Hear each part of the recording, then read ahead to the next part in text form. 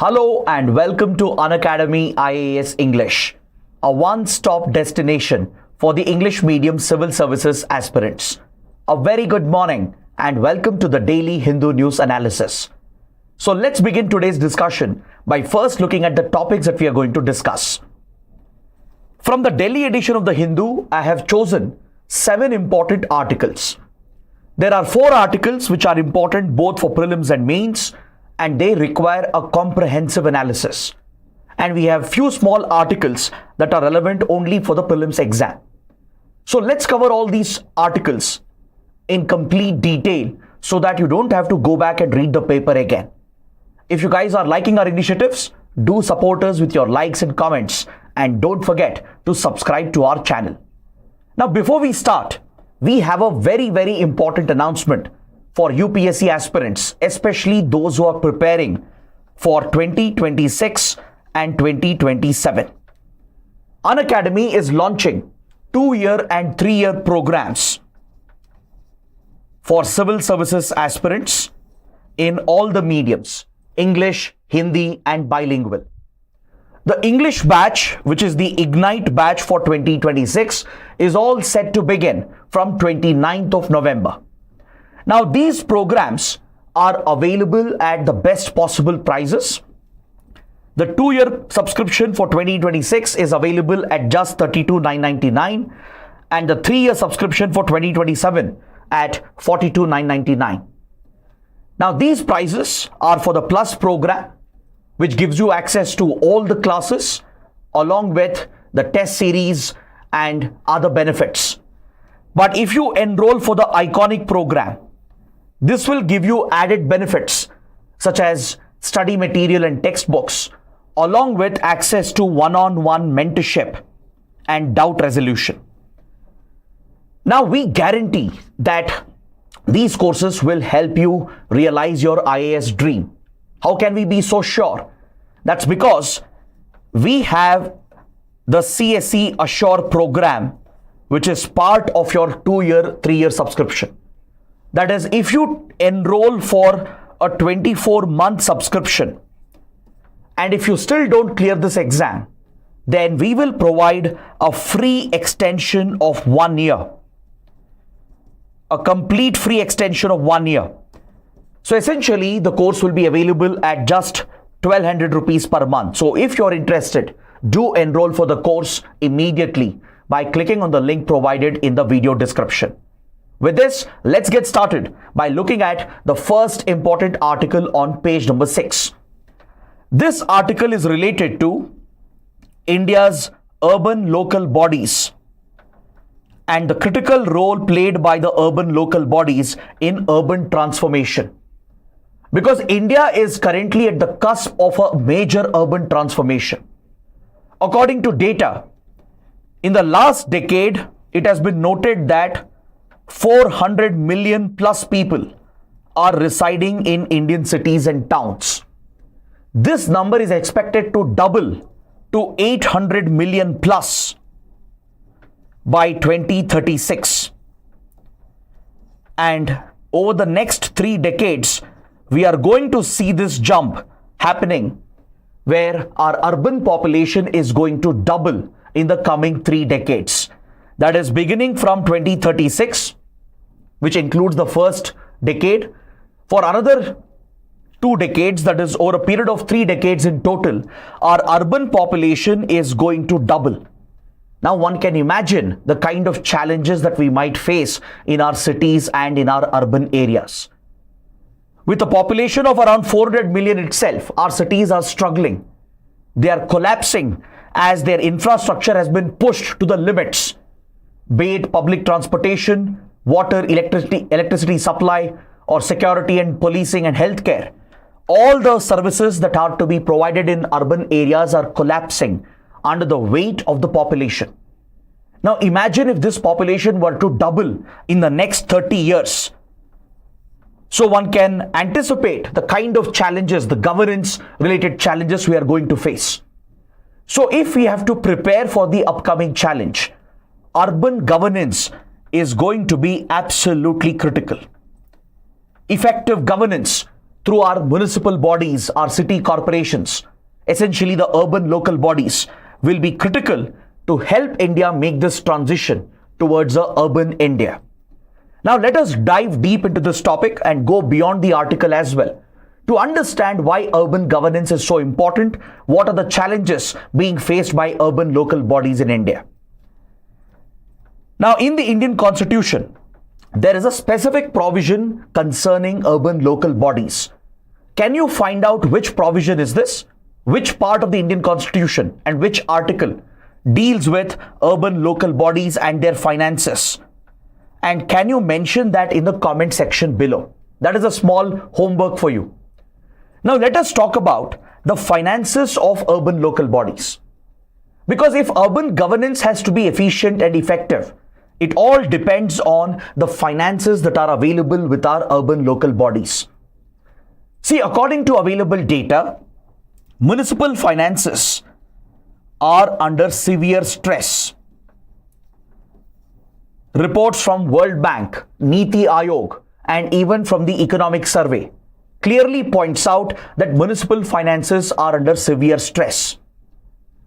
In fact, municipal finances account for just 1% of the GDP, and this is no way sufficient to deal with the massive challenges we are going to face as far as urban governance is concerned. A World Bank study has established that India would require 70 lakh crore rupees in the coming years. By 2036, we would require a total of 70 lakh crore rupees worth investment in urban governance, which means roughly per year on an annual basis, we would require around 4.6 lakh crore rupees. But can you guess what is the current investment happening in municipal finances? It is hardly 1/4 of this number. The reports, the budget data clearly shows that currently just 1.3 lakh crores per year is being spent through municipal bodies on urban transformation and urban governance. This is barely 25% of what is needed. We require around 4.6 lakh crore rupees to be spent every year, right? In the next 12 years, we require around 70 lakh crore rupees cumulatively, according to World Bank assessment. But we are spending hardly 25% of what is required. So you can imagine what will be the scenario if the population were to double in the coming 3 decades and if municipal finances do not improve. So that is why it is important to understand municipal finances.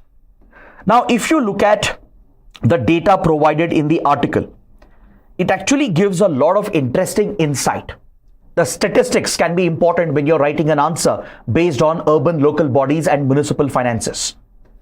According to the article, right now, center and states together, they have increased their devolution of funds towards urban local bodies. Previously, it was around 37% funds coming from center and states together. This is, of course, based on recommendations of the Finance Commission. The Finance Commission at the center and, of course, the State Finance Commission, which has control over urban local bodies. This number has jumped to 44%. Cumulatively, the devolution of funds from center and states has jumped from 37 to 44%. But still, this is not sufficient. Why? Because municipal bodies are not self-sufficient. They can't always depend on central funds and funds through the state government. They need to become self-reliant.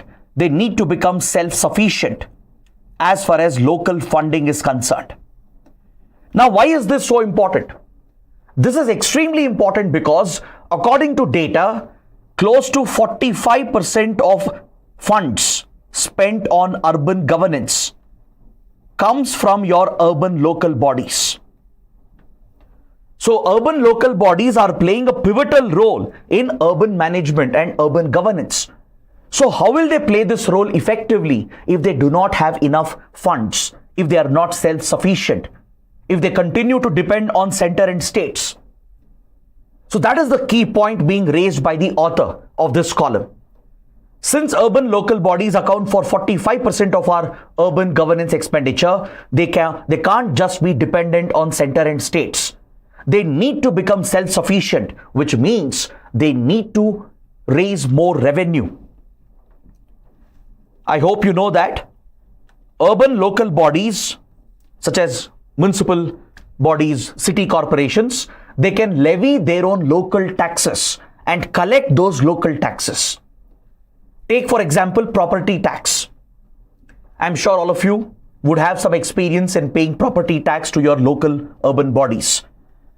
You might assume that property tax collection is more than sufficient to make our urban local bodies self-sufficient. But that is not the case, because urban local bodies are very inefficient in collecting the property tax. Believe it or not, across the country, all urban local bodies put together, they are collecting just 25,000 crore rupees per year in property tax. This is a very, very small number compared to what should have been collected. Given the kind of appreciation in real estate prices and the large-scale expansion seen in the construction sector, property tax collection should have been much, much higher by our urban local bodies. Even though they have the power to levy property tax and collect the property tax and use that for urban governance, they are inefficient, ineffective at the ground level. Cumulatively across India, hardly around 25,000 crore rupees is being collected as property tax. This highlights the concern with urban local bodies. Why they are not self-sufficient is because they are not effective in tax collection. Urban local bodies also deliver various services at the city level, and they of course charge a fee for those services. Even here, there is very poor collection and utilization being reported. This has to do with the inefficiency of our municipal bodies, the corruption that prevails in the system. So all these factors are contributing to the lack of financial independence of municipal bodies. So they eventually end up depending on the funds devolved from the center and the states, and it affects their decision making and it compromises their ability to provide efficient urban governance. Now, if you look at utilization of their budget, even on this parameter, most municipal bodies perform very poorly. According to 15th Finance Commission report, which provides recommendations for local bodies finance, including the panchayats and municipal bodies, hardly around 83% of the funds were utilized on an average by urban local bodies, leaving behind 23% of the funds as unspent. Let's say municipal bodies were allocated 100 rupees on an average. They were barely spending around 83 rupees on an average and leaving behind a huge unspent amount. They would hardly spend around 87%, around 77%, make a correction here, and leave behind around 23% as unspent. For example, if you look at Hyderabad and Chennai and their city corporations, they barely managed to spend 50% of the allocated budget. So underutilization of funds is also a major concern. Despite having the required budgetary allocation, several municipal bodies and city corporations are not spending enough. They are not able to effectively utilize the money available with them. Now, when it comes to several projects in cities, one model which is often followed is the PPP model, public-private partnership model. Even public-private partnership model has seen a big decline in recent years. Back in 2012, there was a lot of public-private collaboration where urban local bodies would collaborate with private industry to bring in private capital as well, which would make the finances available for urban projects. But this has seen a big decline from 2012 to 2018. Back in 2012, public-private partnership projects at the city level accounted for close to 8,000 crore rupees. Now this has fallen to less than 400 crores. Private capital is shying away from these local projects at the city level because there are concerns about the way in which these projects are handled by the local bodies. Either they don't make the payments on time, to the private partner, or the viability gap funding which has to be provided in order to fulfill the financial requirements of the project is not delivered by the urban local bodies to the private partner. So as a result, private partners are hesitant to get involved in PPP projects at the city level. So this clearly highlights the problematic areas. Even if you look at central schemes such as Amrut, the Atal Mission for Rejuvenation and Urban Transportation, just around 80% of the funds have been spent. 20% of the funds which have been allocated remain unspent by the local bodies. You look at the Smart Cities Mission, which is a flagship program of the Modi government. Under Smart Cities Mission, fund utilization is just around 70%. The numbers eventually are irrelevant. You may not be able to remember by heart all those statistics and numbers, but at least understanding the idea is more important for your exam. Understanding the fact that municipal bodies, they do have adequate sources of revenue, but they're not raising that revenue. They're not able to collect that revenue. They're not able to work with private partners. More importantly, they're not able to utilize the funds which are devolved to them by the center and the states. There is underutilization of funds as well. So how do you fix these problems? What can be the way forward? What can be the solution? So there can be a mains question asking you about India's urban challenges and what can be done to overcome the challenges with regard to urban finances and urban governance. So in that question, once you identify all these problems, right, you need to present a way forward. You can point out that there is a need for more autonomy. There is a need to empower our urban local bodies. This can be done by guaranteeing the financial independence or the financial autonomy of urban local bodies. So we would need reforms to be pushed by the State Finance Commission, because as I mentioned earlier, as per the Indian Constitution, State Finance Commission plays a big role in determining the finances that are devolved to the local bodies, right? And even the Central Finance Commission does play a role in strengthening the finances of the local bodies. So we would need reforms at this level where the funds are devolved to make them less dependent on the central government and the state government for funds, and they should become more efficient in raising their own revenue, and this is absolutely crucial. That is what will guarantee their autonomy and the urban local bodies. That is how they can become empowered. They should work with private partners, build reliable partnerships with private investors, bring in private capital into urban management. Private industry would be interested. It's a lucrative business opportunity if the payments are made on time. If the viability gap funding which is promised is delivered on time, private partners will be on board these projects to fill the gap in financial resources for the municipal bodies. So this is another measure which has to be undertaken. So they need to become more self-sufficient, ensure they collect the taxes on time, from property tax to the various service fees that are levied by the bodies. This has to be collected and then utilized appropriately. They need to collect property tax on time, ensure that the service fee which is levied is also collected on time and utilized efficiently with the right intention to transform urban governance. These measures are essential. And you can even suggest that urban local bodies, they should monetize the space or the land which is available to them. For example, urban local bodies will be having access to a lot of land in a city. For example, let's say a metro rail project has been constructed. The concerned corporation which is managing the metro rail will be having ownership over large tracts of land which is still left behind and empty even after the construction of a metro rail. So this empty space can be monetized, it can be rented out, leased out to raise fresh funds for the organization. City corporations should find similar avenues. There could be corporation-owned land or community land which is available, which can be monetized to bring fresh revenue for the local bodies, which can be in turn used for urban governance. So such innovative measures are needed.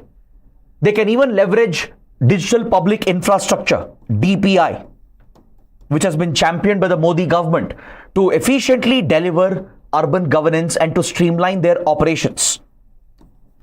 At the city level, to streamline the service delivery through the local bodies, digital public infrastructure can be utilized. This can reduce wasteful expenditure, it can minimize any leakage, it can bring more accountability and transparency and check corruption which is prevalent at the local level. So these reforms are necessary to strengthen our urban local bodies and to transform urban governance in India. So that is what we take away from this article. Now please take up this practice question. With the urban population set to rise exponentially in India, urban India's future depends on the ability to address the key financial and structural challenges, critically evaluate. So please make use of the points that we have discussed. I even gave a structure while we were discussing this topic. So try to follow this structure. Try to identify the challenges created by rising urban population. You can present some data as well to indicate what is the kind of urban population that the country will be dealing with, what kind of investments are needed to improve urban governance, and what are the shortcomings currently with regard to municipal finances. Then finally, how can we fix those problems? Present a way forward, suggest some solutions as we discussed, and that will end your answer. So let's see how many of you can write a good answer to this question, and please post your answers in the comments so it can help other students as well. Now let's look at the next article. From page number 9, we have another interesting article, a very small article, which can be relevant for science and technology and as well as for economy.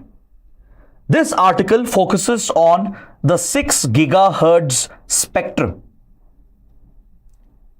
Now I am sure many of you would be big fans of PlayStation, which is a gaming console by the popular company Sony. So many of you who are avid gamers would be familiar with PlayStations. Recently, Sony has released the latest version of PS, the PS Pro 5 console. So this was launched globally. The company Sony launched this new gaming product globally. There was a lot of excitement and enthusiasm amongst gamers. But however, Indians are disappointed. Why? Because this product could not be launched in India. In fact, in some countries, Sony has not been able to release this product. Why? Because this particular gaming console relies on a certain spectrum of the telecommunication network, which is the 6 gigahertz spectrum. Now, India has not deregulated this spectrum. India has not deregulated this band of spectrum. It is not available for licensing, meaning it can't be used by private players. So let's understand why this spectrum is so important, why India has not deregulated the spectrum yet, and what challenges could it pose to the telecom market, and how can we overcome these challenges. See, this has to do with your Wi-Fi spectrum. Gaming consoles, right, which rely on the Wi-Fi spectrum band, they generally operate in the spectrum range of 2.4 gigahertz to 5 gigahertz. In fact, all our devices, your mobile phones, your laptops, tablets, your routers, right, they're all operating in this Wi-Fi spectrum range, 2.4 gigahertz and 5 gigahertz band. I'm sure many of you would be familiar with this, because if you have a dual band router at your home, right, when you try to connect to your Wi-Fi network, there will be two options available. The same router will give you two options to connect to 2.4 gigahertz or 5 gigahertz. 2.4 gigahertz has a longer or a wider coverage. It covers a wider area, but however, it offers a lower bandwidth, a lower data bandwidth. So data transfer is much slower when you connect to 2.4 gigahertz band, but it provides a wider coverage. When it comes to 5 gigahertz, it definitely offers faster data connectivity, faster data transfer, but the coverage is limited. The area of coverage is limited under 5 gigahertz band, but it gives you high speed connectivity, high speed bandwidth opens up and enables high speed data transfers. So these are the spectrums that we are all using on our devices. These are the Wi-Fi spectrum bands that are opened up in India for commercial usage. In fact, globally as well, this has been the standard. So since 2002, India has deregulated the Wi-Fi spectrum band of 2.4 and 5 gigahertz. So that's why all devices that we use, right, from mobile phones to the routers that we use, they all operate in this spectrum. They connect through Wi-Fi networks on this particular spectrum band. Now recently in 2020, a newer version of this communication technology was brought out. The 6 or Wi-Fi 6 edition or the 6th variant of Wi-Fi. See, globally there is a uniformity which is maintained when it comes to communication protocols and communication standards through the International Telecommunications Union, which is also part of the UN system. Around the world, to ensure uniformity of devices and uniformity of the communication protocols, the ITU, International Telecommunications Union, maintains a set of global standards and builds cooperation with all the countries to ensure that common standards are implemented so that different devices from different manufacturers will become operational and can be used on the same frequencies. So when the 6th edition of Wi-Fi was brought out, it uses a combination of 2.4 and 5 gigahertz. This is what enabled high-speed connectivity with wider coverage. The device will automatically keep switching between 2.4 and 5 gigahertz. So this new protocol, Wi-Fi 6, was introduced in 2020 and was globally adopted. And even India adopted the same standards. But however, next year in 2021, Wi-Fi 6E protocol was brought out, which rolled out the 6 gigahertz spectrum to be used for Wi-Fi connectivity. And immediately several countries which wanted to capitalize on the new spectrum, they opened up this spectrum for commercial usage. Countries like United States, Japan, even Australia, Mexico, United Kingdom, South Korea, Taiwan, many countries and regions, they deregulated the 6 gigahertz spectrum, adopted the Wi-Fi 6E standards, and they all started moving towards a faster mode of Wi-Fi communication. But however, some countries have held back. Countries like India, China, and some others, they are yet to deregulate and license the 6 gigahertz spectrum. Why? Because in India, the 6 gigahertz spectrum has already been allocated to ISRO for satellite usage. To enable satellite use cases and SATCOM or satellite communication, India has reserved the 6 gigahertz spectrum for ISRO, for public purposes, for national interests.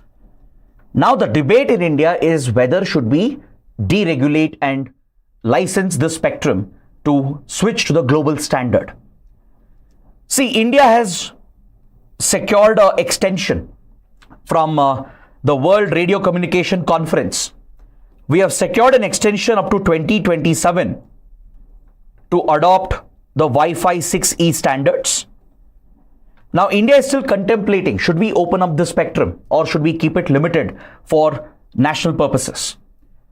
Now, if you look at Australia, what Australia did was it opened up half of the spectrum for commercial usage and retained the other half for national purposes or to serve national interests. Now, that is exactly what India is considering as well. India is thinking on these lines, on the lines of Australia, that maybe we will open up half of the spectrum for commercial usage and switch to global standards so that it will make it easier for the public as well. It will make it easier for us to use various devices and products and retain half of it for national interest for, let's say, satellite communication. So China is also undecided on this. The reason is 6 gigahertz spectrum is seen as ideal for satellite use cases. But however, opening up this spectrum will not really interfere with satellite use cases. Using the same spectrum for Wi-Fi communication at a local level will not really be disrupted by satellite communication being used in the same spectrum through ISRO's satellite communication devices. So India is contemplating this option, just like Australia, whether should we divide the spectrum and open up half of it for commercial usage and keep the other half restricted for national purposes. So that is why these devices, which have already transitioned into the next stage, they are not able to enter the Indian market. Now, if Sony were to release PS5 Pro console in India, it can't connect to the Wi-Fi network because all our routers are operating on the 2.45 gigahertz spectrum band. 6 gigahertz is not opened up. And according to Department of Telecommunication, only those devices which can connect to the de-licensed spectrum can be sold in India. That's why Sony has held back the release in India and in many other countries. But however, there is a workaround. Now you might ask, then sir, how about the latest phones which are entering the market? The latest iPhones, Android phones, which are already relying on 6 gigahertz. How are they being rolled out in the Indian market? See, what the manufacturers have done is that to ensure they abide by India's regulations, they have locked the 6 gigahertz feature on the new devices. If you buy a new Apple iPhone or a Samsung phone, you can use it in India. It will connect to the older spectrum of 2.4 to 5 gigahertz. It will not connect to the 6 gigahertz spectrum because it's not opened up for commercial usage. So manufacturers have placed a restriction, a lock on the device itself. Or the other option is Sony can release the device, but with the old routing network and protocols. So even the new PlayStation will connect only to the 5 gigahertz spectrum, not to the 6 gigahertz spectrum. So this is a workaround available to the companies, but it definitely limits their options to enter the Indian market. It places more restrictions on them. So that is why there is a demand from the industry on the Indian government to open up the 6 gigahertz spectrum, because there is tremendous potential here. It provides for high-speed data transfer. And this could open up numerous commercial opportunities, which could be good for the Indian economy. So the Broadband India Forum, which is a collective group of various tech companies, including Apple, Google, Microsoft, and others, they are collectively putting pressure on Government of India to open up the 6 gigahertz spectrum, just like United States has done. The US has fully opened up this spectrum for commercial usage and licensing.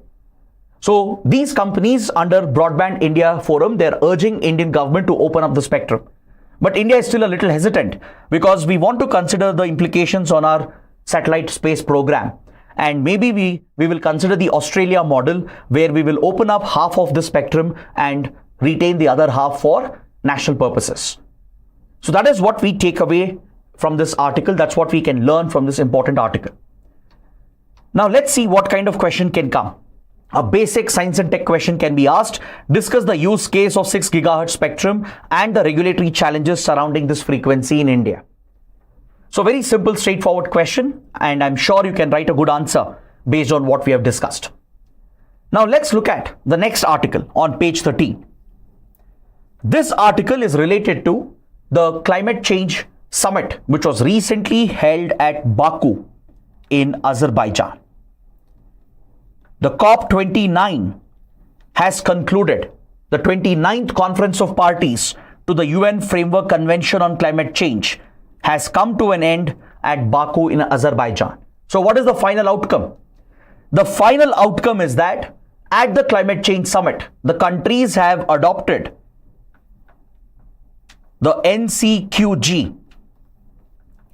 The much awaited NCQG has been adopted, which is the new collective quantified goal.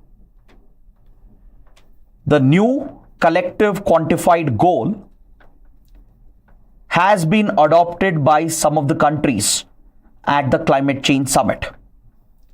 If you remember, we had discussed about NCQG in previous sessions. This is a new terminology with regard to climate finance.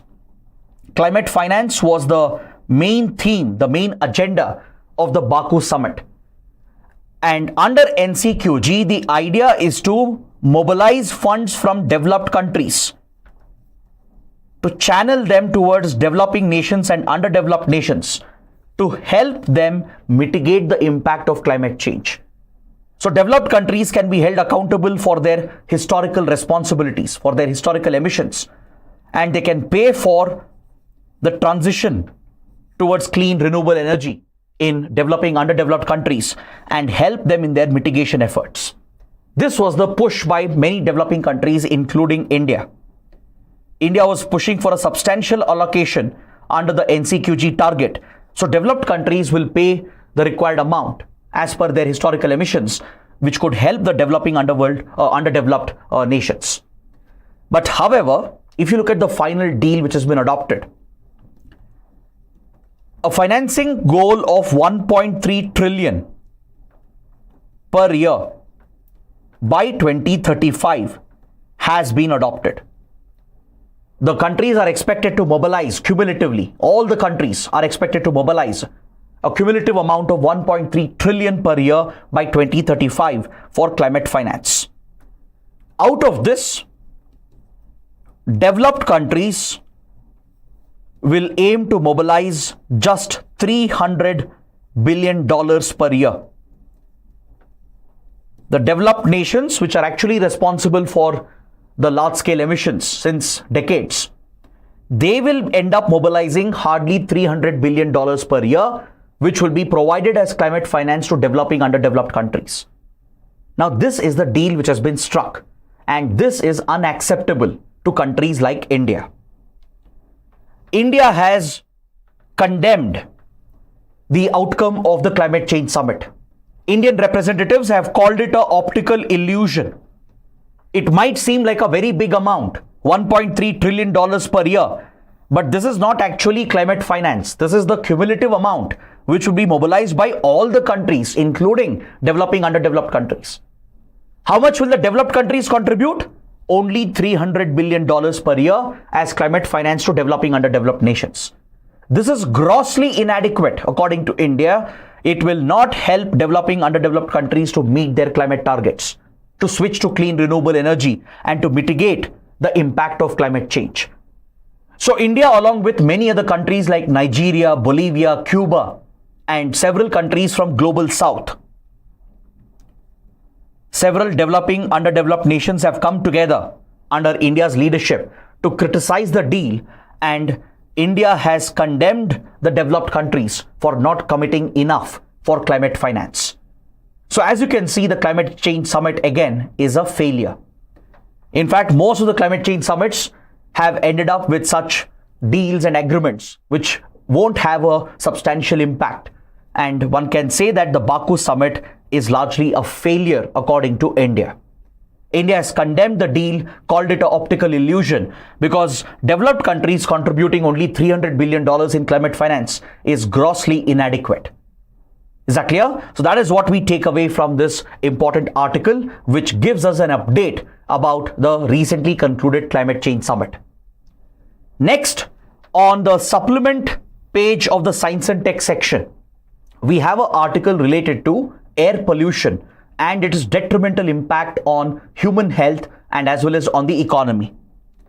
Now, this is a topic that we have been discussing repeatedly because there have been repeat articles.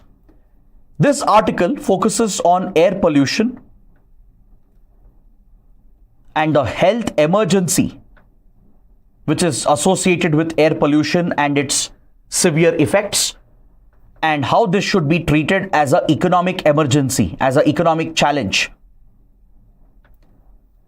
See, I'll not go into all the details again because we have covered the topic and the article repeatedly, but I'll just focus on the new points which are mentioned in this article here. The writer mentions that according to UNEP's emissions gap report and the Adaptation Gap Report. According to the Emissions Gap Report and Adaptation Gap Report of UN Environment Programme, India's emissions has jumped by 6% compared to the previous year. On a year-on-year basis, India's overall emissions, fossil fuel-based emissions, has gone up by 6%. Now, this indicates the rising threat posed by air pollution. The article refers to a top doctor, a pulmonologist, who has decades of experience in operating on lungs of thousands of patients. And this doctor notes the drastic change that is seen in the coloration and in the functionality of the lungs in India. He says that when an infant is born, right, the lungs have a pristine pink color.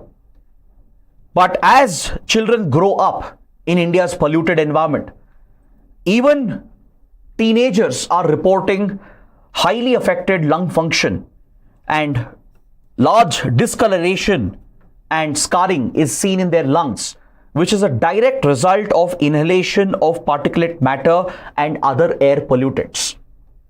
The doctor says that the lung of a child today is comparable with that of a smoker who has smoked for several years and several decades. That is the amount of matter, particulate matter and tar matter, which is accumulated in the lungs of our children. And with regard to adult lungs, the doctor notes that there is a severe deterioration which he sees in his patients, and that highlights the health emergency that we are dealing with. Because a severe impairment of lung function will affect every other critical function in the body. It will not only lead to respiratory diseases and pulmonary conditions, it will also lead to other conditions including diabetes, hypertension, cardiovascular diseases, and increases the risk of stroke and death and cardiac arrest. So according to a study, 1.6 million to 2 million deaths are attributable to air pollution related causes. Across the country, in each city, thousands of deaths are being reported every year which are attributed to air pollution. Either air pollution is the prime trigger or it's a contributing factor along with other complications. So the writer says that we should not only treat air pollution as a health emergency. It is already an unseen health emergency. It may not be visible, it may not be evident immediately, but it is an unseen long-term health emergency that we are dealing with, almost like an epidemic, a slow, unseen epidemic. But it also is an economic crisis, it's an economic emergency as well. Because if we don't address the problem, the impact on human health will eventually affect the economy, and it will create a vicious cycle. Right? Because such deadly health impact will affect your productivity. It will affect the productivity of individuals to work and contribute to the country and the society. And this will eventually drag down the economy as well. And again, it will compromise healthcare. So the writer is urging the government to focus on tackling pollution, particularly air pollution, which has become a deadly nightmare for millions of Indians in the country. Just look at Delhi and the northern parts of India. Look at all the cities in India. They are some of the most polluted cities in the world. See, India launched an ambitious program. The National Clean Air Program was launched in 2019 with a very ambitious goal and target. The goal was not only to monitor air pollutants through the Air Quality Index, which was brought out by the Central Pollution Control Board, but also to bring down the particulate matter concentration. The PM concentration levels were to be reduced by 20 to 30% by 2024. Under this 5-year program, the plan was to improve our monitoring of air pollutants in real time and take measures to bring down particulate matter concentration in the atmosphere by 20 to 30% in our cities by 2024. So the writer praises the ambition of the government under the National Clean Air Program. It's a great initiative, but however, it has not been effective. It has not been strictly enforced on the ground. Though monitoring has improved, though we are able to bring out real-time air quality index for multiple cities, it hasn't really helped in bringing down the level of air pollution. In fact, air pollution continues to increase year by year. Now, the target has been revised. By 2026, the government plans to bring down particulate matter concentration by 40%. The targets are ambitious, but the efforts are not adequate. The funds being allocated are not adequate. The measures being taken are not adequate. So the writer is calling for strict enforcement. Tackle all the sources of pollution, because there is a clear socio-economic divide as well with regard to the impact of air pollution. The poor people are more affected compared to the rich. The poor people are present closer to the sources of air pollution. They are not getting adequate support from the government. So the writers are calling for strict enforcement of pollution control norms, be it on industries, polluting industries which rely on fossil fuels, be it the transportation in our cities, both private and public transportation, or be it stubble burning and other sources including construction, fires, etc. All these sources have to be curbed, curtailed to limit the particulate matter which is being released into the atmosphere. So the writer is strongly urging the government to treat this not just as a health emergency but also as an economic emergency. The toxic air that we are breathing is shortening our lifespan by a significant number of years. That's why the illustration presented by the doctor in this column is very important. It shows the deteriorating lung health amongst Indians, particularly amongst young children. It shows the toxic air that they are breathing. It also presents the future that lies ahead for us if we don't tackle this problem immediately. So that is why this column is relevant, very important, and we can draw some key pointers from here which can be useful for our answer writing. Now, before I proceed to the prelim section, let us see if I can take up some questions or some doubts. Let's pick up some doubts from the comments and then let's look at the prelim section and wrap up the discussion for today. Shivendu Kumar has already mentioned the constitutional provisions related to municipal bodies and urban local bodies. Very good. Roger says wavelength is inversely proportional to frequency. Yes, you're absolutely right. That's why frequency like 2.4 gigahertz, it has wider coverage, but the bandwidth is lower. Whereas with 5 gigahertz, the bandwidth is more, but coverage is less. That's primarily because wavelength and frequency are inversely proportional. Any other questions? Manohar is asking, but sir, how about the iPhones which are imported from other countries? Even the iPhones which are imported from other countries, they will automatically connect only to the 5 gigahertz frequency, not to the 6 gigahertz frequency. Because that is not licensed, that is not deregulated, that spectrum is off limits. So even if you import a device, it will connect to only the existing band, which is the 5 gigahertz band. Next, a student is asking, please cover business line headings too. Yes, we will look at the business section if there are relevant articles. In today's newspaper, there weren't any relevant articles, but there are economy related articles which we have studied, including the article on urban local bodies. Okay, so these were some of the questions. Now let's proceed to the prelim section. On page 14, we have an article related to international relations and economy. I'm sure all of you have heard about the indictment of Gautam Adani, India's billionaire, and several officials of the Adani group in the United States. They have been charged with corruption, bribery, and this has shaken the business conglomerate. And as a result, several Adani projects abroad are now under review.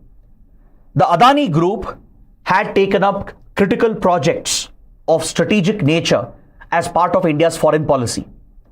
For example, be it the power plant project that supplied power to Bangladesh, the Goda thermal plant in eastern India, which has been a point of controversy between India and Bangladesh, especially after Sheikh Hasina was removed from power following a popular uprising and the interim government was installed, which has been seen as largely anti-India. The new Bangladeshi government has reviewed this thermal power deal with Adani, which has been supplying power to Bangladesh. The prices at which Bangladesh has been purchasing the electricity has been a point of contention, and the interim government has even alleged a corrupt nexus between the former Sheikh Hasina government and the Adani group. So Bangladesh government is further reviewing the deal following these allegations in a US court, where Adani and several company officials have been indicted. Similarly, the US was supposed to finance the Westport terminal at Colombo, the Western Container Terminal at the Colombo port in Sri Lanka, a strategic project, had been awarded to India's Adani ports, and the US was partly financing this project. The US had committed close to $500 million, and it was seen as a kind of a joint collaboration between India and US to establish their strategic presence in Sri Lanka. Now the US has said it is going to review the deal. It is going to review the West Container Terminal Port project, which it was supposed to finance to assist Adani ports build this strategic project at Colombo. Then Kenya, a key East African country where Adani Group was supposed to execute the construction of a strategic airport, has cancelled the project and placed the project under review following these allegations. So around the world, Adani Group was involved in certain key projects of commercial nature which were of strategic value for India's foreign policy interests, be it the Sitwe port in Myanmar or the Haifa port in Israel. Many such key strategic projects were being handled by the Adani Group. Now, these serious allegations of bribery and corruption against the company and its officials has raised question marks about these other projects as well, and many countries have decided to review these projects and take a relook, and some of them have started cancelling those projects as well. So this could have implications not just for Indian economy, but also for India's strategic interests. Next, on the same page, we have an article related to Iran's nuclear program. Recently, the International Atomic Energy Agency, IAEA, carried out a visit to Iran and reviewed the nuclear program of Iran. I hope you know that Iran has been alleged to be secretly developing nuclear weapons in violation of the Non-Proliferation Treaty. That is the reason why Iran has been targeted with economic sanctions by the United States. This is a long-standing issue between US and Iran. From almost 2 decades, US and its allies, particularly Israel, have opposed Iran's nuclear program and have tried to target and even they have tried to derail Iran's nuclear program. They have not only criticized Iran and put international pressure and imposed economic sanctions, they have even allegedly carried out covert operations to target Iran's nuclear program. For example, American and Israeli intelligence agencies, the CIA and Mossad, have allegedly carried out targeted assassinations of Iranian nuclear scientists and generals. They have carried out cyber wars using computer worms like Stuxnet to cripple the nuclear centrifuges of Iran. So during the early 2000s, it was a known secret that between Iran, US, Iran and Israel, there were heightened tensions because of these covert wars, where US and Israel were actively targeting Iran's nuclear program. This had raised the possibility of a possible war between these hostile enemies. Eventually, it led to an intervention from several European countries and few organizations to strike peace between them. In 2014, as a result of this mediation by European countries and few organizations, the Iran nuclear deal was signed, also called JCPOA. The Joint Comprehensive Plan of Action was worked out in 2014 and was brought out in 2015. This historic deal was worked out between the P5+1 countries and European Union. The P5 are nothing but the 5 permanent members of UN Security Council. That includes US, UK, France, Russia and China. The 5 permanent members of UN Security Council. The +1 here refers to Germany, which played a key role in the negotiations with Iran, and European Union. They were party to the Iran nuclear deal along with Iran. Through the nuclear deal, US agreed to lift the economic sanctions and stop targeting Iran. In return, Iran promised and committed to not enrich uranium to weapons-grade uranium and to surrender all the weapons-grade uranium to the European countries. Iran made a promise that it will surrender weapons-grade uranium to UK, France and Germany, and in return they will share civilian nuclear technology with Iran for electricity generation, for medical purposes, etc. This was the deal which was monitored by IAEA, International Atomic Energy Agency, which acts as a inspector, as a UN inspector. Even though it's not part of the UN system, it reports to the UN General Assembly and UN Security Council. It plays a key role in enforcing the Non-Proliferation Treaty and in promoting nuclear non-proliferation and ensures the safety and security of nuclear programs around the world. India is a member of IAEA, by the way. Even we are opened up to IAEA safeguards, and IAEA inspections are allowed at India's civilian nuclear reactors. So recently, IAEA chief visited Iran to take stock of Iran's commitment and Iran's progress with regard to the nuclear deal. Because back in 2018, then US President Donald Trump had alleged that Iran was violating the terms of the deal without any basis or without any evidence, and he had made US quit the Joint Comprehensive Plan of Action. The US had quit the Iran nuclear deal in 2018, and Trump regime reimposed the crippling sanctions on Iran, which again brought back the hostility between US and Iran.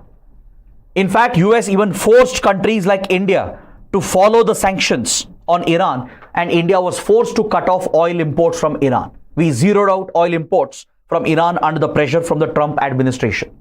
Generally, we don't follow sanctions imposed by a country. We don't follow unilateral sanctions because India has an independent foreign policy rooted in the principle of strategic autonomy. But this was a rare instance where India was forced to abide by American sanctions, and we cut off oil trade, and almost all the trade with Iran was cut off. So this had an impact on India-Iran relations as well. So now the chief of IAEA has visited Iran, and Iran has been hit with a resolution of IAEA. The International Atomic Energy Agency has adopted a resolution against Iran, as Iran is believed to be enriching uranium to weapons-grade uranium again. Even IAEA has reasons to believe that Iran has reactivated its nuclear centrifuges and enriching its uranium to weapons-grade uranium, which poses a risk because Iran might be steps away from acquiring a nuclear bomb. So in the light of this resolution, Iran has stated that it is open to talks with European partners like UK, France and Germany. So this presents a ray of hope to bring down the tensions between Iran and US and its allies, and European partners could play the role of mediators. Right now, the resolution by IAEA, it mandates Iran to limit its uranium enrichment to under 60%. Because anything above 60% enriched uranium is considered as weapons-grade uranium. You need 80% and above enriched uranium to build a nuclear bomb, and 60% is seen as the initial threshold. So IAEA resolution adopted recently has committed Iran to not enrich uranium beyond 60%. So in the light of this resolution, Iran has stated that it's open to talks with European partners like UK, France and Germany.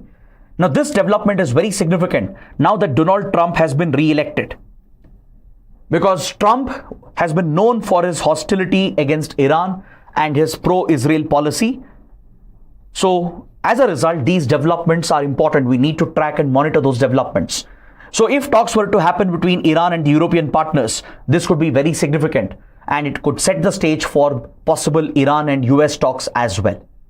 Or if a breakdown of talks occur between Iran and US and the other European partners, that could further increase tensions, which could add to the volatility which is already present in West Asia region. So that is why this development is important. Now coming to the last article in the supplement section of the Science and Tech edition, the Hindu refers to exported emissions. What do you mean by exported emissions? This could come as a prelims question. See, if you look at Paris Agreement, for example, the Paris Agreement of 2015, which is the current climate agreement under the Climate Change Convention, that is the UN Framework Convention on Climate Change. The Paris Agreement calls upon countries to make nationally determined contributions or voluntary contributions. Under these nationally determined contributions, countries are expected to cut their emissions. They are expected to cut their domestic emissions by reducing their fossil fuel consumption. Correct? Now, for example, if you look at India, India has a voluntary target under the nationally determined contribution that we will reduce our carbon emission intensity by a certain percentage. So to achieve that, we have to reduce our usage of fossil fuels, switch to clean, renewable forms of energy. That is how you can actually cut down emissions. Correct? So there is a provision under Paris Agreement that pushes the countries to cut down their domestic emissions and reduce their fossil fuel consumption. But however, this agreement does not cover exported emissions.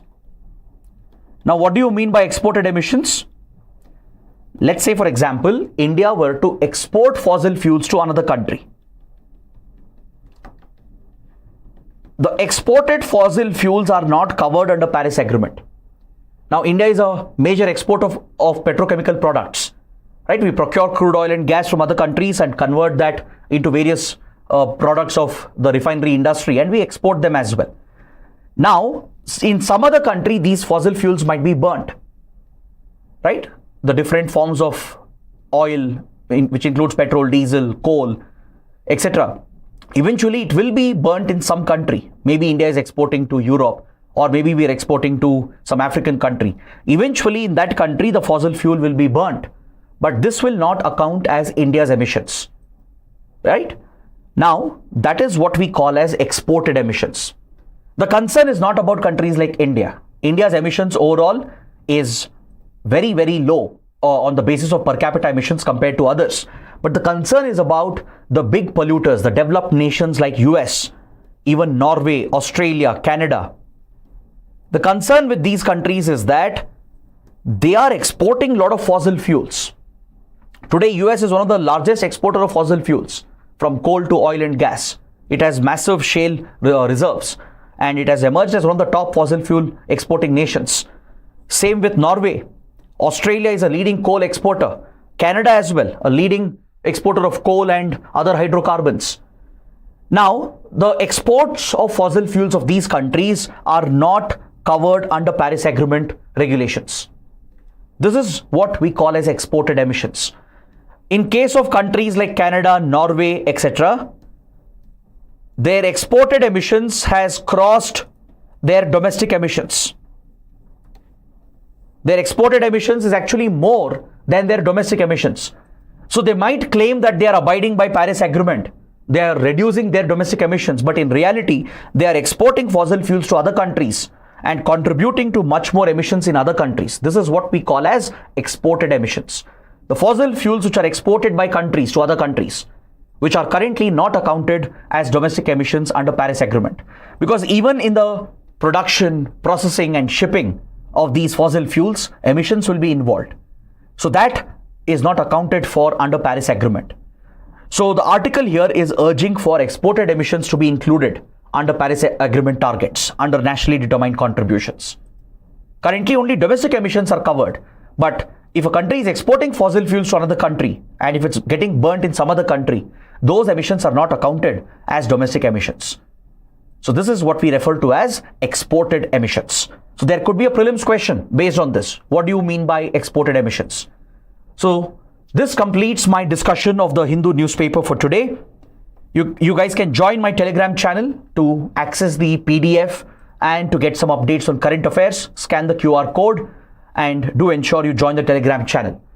So I hope you guys have enjoyed the session, learned all the topics, understood everything. And if you did benefit from the session, do let me know through your comments. Don't forget to press the like button and do subscribe to our channel. That is it. Thanks for watching. We will see you tomorrow.